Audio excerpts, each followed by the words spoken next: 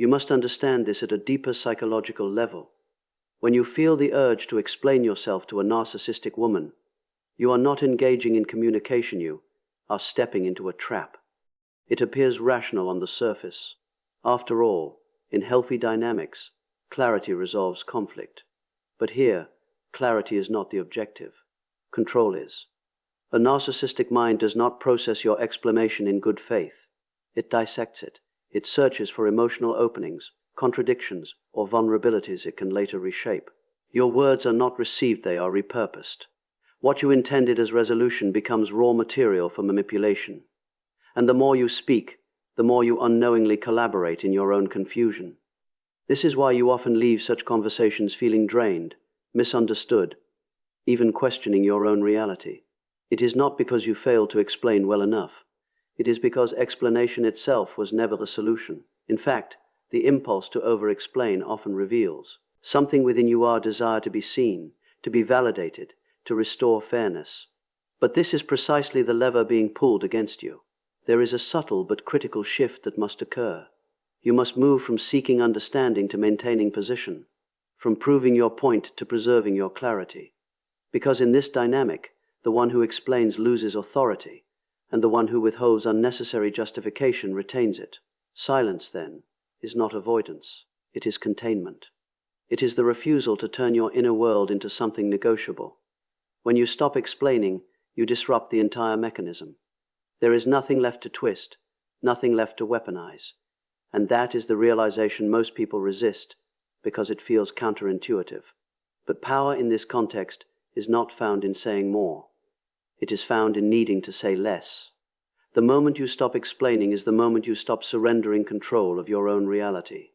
Once you begin to withdraw from the impulse to explain, something else becomes available to you, something far more powerful and far more unsettling to the narcissistic mind: silence.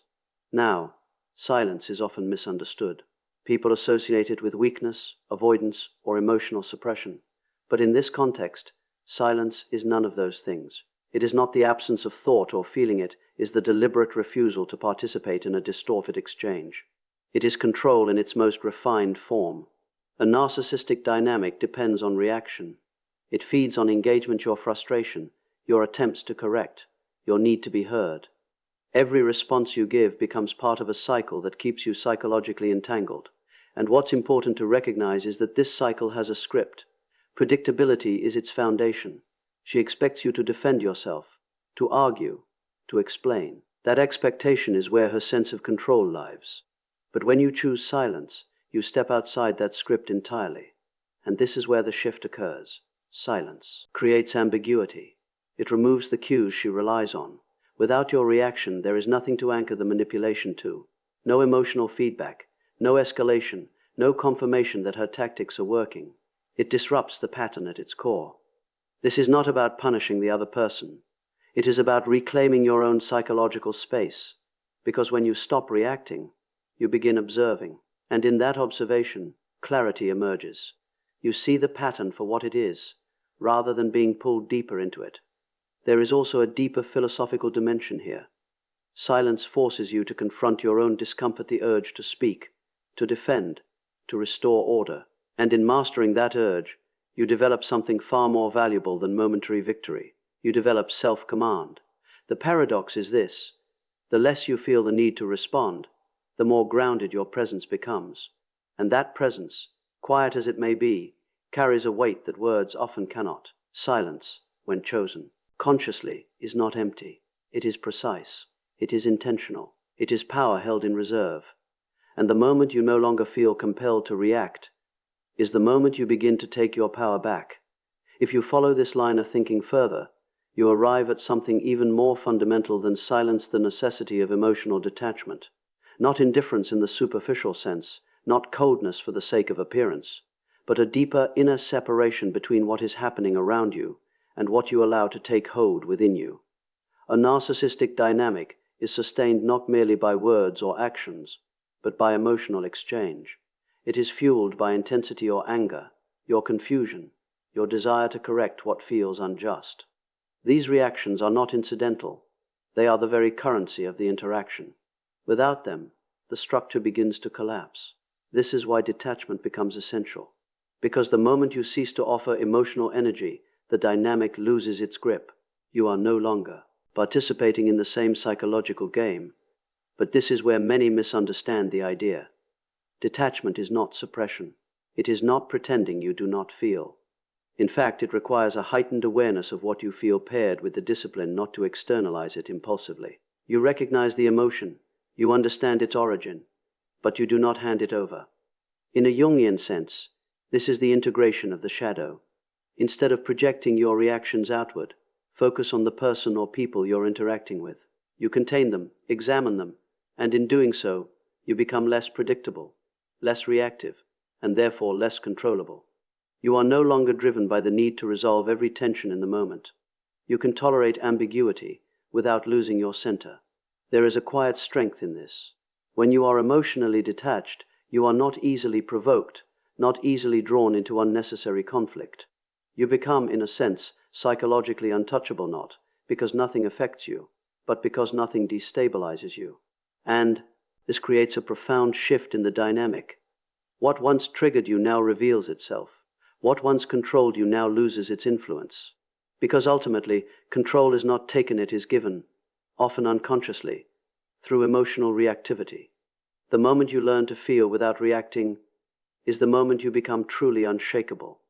As you begin to stabilize yourself through silence and emotional detachment, the next step is both practical and deeply psychological. The establishment of boundaries. Not as a reaction, not as a defensive gesture, but as a clear expression of self-definition. A boundary, in its truest sense, is not something you argue about. It is something you embody. And this is precisely where most people lose their footing. They attempt to negotiate their limits, to justify them, to make them acceptable to the other person. But the moment a boundary enters debate, it ceases to function as one. It becomes a request open to revision, distortion, and ultimately, dismissal. A narcissistic personality is particularly resistant to boundaries because boundaries imply limitation. They signal that there is a point beyond which influence cannot extend. And that, fundamentally, disrupts the dynamic of control.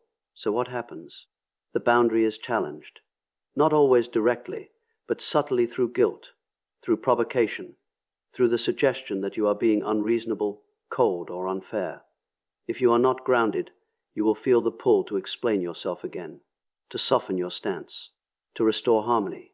But what you are actually doing in that moment is abandoning your own position in exchange for temporary relief.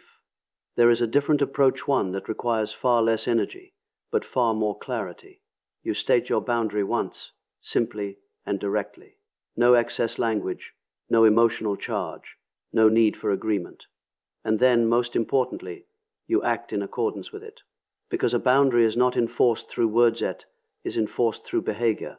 This is where your previous discipline becomes essential. Silence prevents unnecessary engagement. Detachment prevents emotional leakage. And together, they allow you to hold your boundary without being pulled into a cycle of justification. Over time, something begins to shift, not necessarily in the other person, but within you. You stop measuring your actions against their reactions. You stop seeking permission to maintain your own limits. And in doing so, you reclaim a form of internal authority that cannot be negotiated away. Because in the end, a boundary is not about controlling someone else's behavior. It is about defining your own. And the moment you stop explaining your boundaries is the moment they start becoming real. If you observe closely, beneath all of these interactions lies something even more subtle. A struggle over perception itself, not just what is said, but what is accepted as real. This is what we might call the psychological lens through which events are interpreted. And in any manipulative dynamic, the true objective is not merely to win an argument, but to impose a version of reality that you begin to accept as your own. A narcissistic individual is often highly skilled at shaping this frame. Through suggestion, contradiction, and selective emphasis, she gradually invites you into a perspective where your instincts feel unreliable, where your certainty begins to erode. You find yourself explaining, defending, even doubting what you once knew clearly. And without realizing it, you have stepped into her frame. The danger here is not disagreement, it is disorientation. Because once you begin operating within a distorted frame, every response you give is already compromised. You are no longer standing on stable ground. You are reacting from within a structure that was not built by you and does not serve you. This is why it becomes essential to recognize the moment you are being pulled into that space. It often feels like urgency, the need to correct, to clarify, to restore what feels off. But that urgency is precisely the mechanism that draws you deeper in. The alternative is far less dramatic, but far more effective. You do not enter the frame at all. You remain anchored in your own perception without needing to impose it or defend it excessively. You allow disagreement to exist without feeling compelled to resolve it immediately. And in doing so, you retain something critical: your orientation to reality. There is a quiet confidence in this. You are no longer trying to win the moment. You are preserving your clarity across time, and that clarity becomes your reference point, regardless of what is said or suggested around you. Because ultimately, the one who controls the frame controls the experience, but only if you agree to step inside it. And the moment you refuse to enter someone else's version of reality is the moment you begin to stand firmly in your own. If you carry all of this to its logical conclusion, silence, detachment, boundaries, and the refusal to enter a distorted frame, you arrive at a final, often uncomfortable realization. Sometimes the only true resolution is distance, not as an impulsive reaction, not as an act of anger, but as a deliberate withdrawal of your presence. Because presence itself is a form of participation. Where you remain, you are still, in some capacity, engaged, and in a dynamic that feeds on your attention, your emotional availability, and your willingness to stay. Even passive presence can sustain the very pattern you are trying to break. Walking away, then, is not about defeat. It is about clarity. It is the recognition that not every situation is meant to be fixed from within. Some patterns persist precisely because they require your continued involvement to exist. Remove that involvement, and the structure has nothing left to attach itself to. This is why leaving is so often resisted. It confronts you with deeper questions about attachment, about identity, about the fear of loss or uncertainty. There is a part of you that still hopes for resolution, for understanding, for a different outcome. And that hope, while human, can also become the very thing that keeps you bound. But there comes a point where insight must translate into action, where understanding the pattern is no longer enough. You must step outside it entirely. And this step does not always require dramatic gestures. Sometimes it is quiet, a gradual withdrawal, less engagement, less availability, fewer explanations, until eventually your absence becomes complete. What emerges on the other side of that distance is something many do not anticipate: a return to yourself. Your thoughts become clearer. Your emotional state stabilizes. The constant tension dissolves. And with that, a deeper sense of autonomy begins to take shape. Because when you are no longer entangled in a dynamic that distorts your perception, you regain access to your own inner ground. And that is the ultimate power move, not changing the other person, but removing yourself from what diminishes you. The moment you are willing to walk away is the moment you prove you were never dependent on staying.